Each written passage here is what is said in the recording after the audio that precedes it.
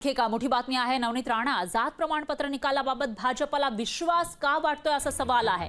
भाजप प्रदेशाध्यक्ष चंद्रशेखर बावनकुळे यांच्या वक्तव्याने जोरदार चर्चा सुरू झाल्यात। अरे बाबा निकाल लागलाय तुला माहित नाही असं उत्तर चंद्रशेखर बावनकुळेंनी दिलं आहे। पत्रकाराच्या प्रश्नाला त्यांनी हे उत्तर दिलेलं आहे आणि त्यांनी हे वक्तव्य केलेलं आहे। त्यामुळे हा निकाल नेमका कधी लागला असा सवाल उपस्थित होतोय, कारण 1 एप्रिलला सुप्रीम कोर्टाचा निकाल येणार आहे नवनीत राणा यांच्या जात प्रमाणपत्राविषयी आणि 1 एप्रिल अजून येणं बाकी आहे। आज 28 मार्च आहे आणि यानंतर 1 एप्रिल येईल तेव्हा निकाल येईल। पण कोर्टाच्या निकालाबाबत बावनकुळेंना एवढा विश्वास का असा सवाल यामुळे उपस्थित होतो।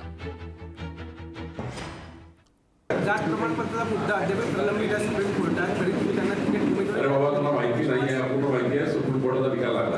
जात प्रमाणपत्राचा मुद्दा अद्याप प्रलंबित आहे सुप्रीम कोर्टात, तरी तुम्ही त्यांना तिकीट उमेदवारी अरे बाबा तुला माहिती नाही आहे, अपूर्ण माहिती आहे, सुप्रीम कोर्टाचा निकाल लागला। निवडणूक चालू असताना त्यांच्या संदर्भामध्ये बावनकुळे यांनी असं वक्तव्य केलं आहे की त्यांच्या जात वैधता प्रमाणपत्रासंदर्भात सन्माननीय सर्वोच्च न्यायालयाने निकाल दिलेला आहे अशी खोटी माहिती देऊन जनतेची तर दिशाभूल केलीच आहे।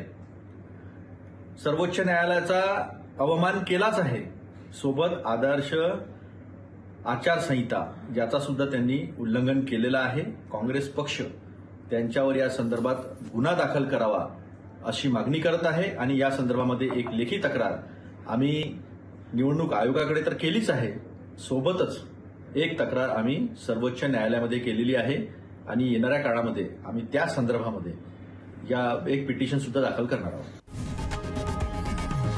लोकशाही मराठी ऐका, पहा, जागरूक रहा।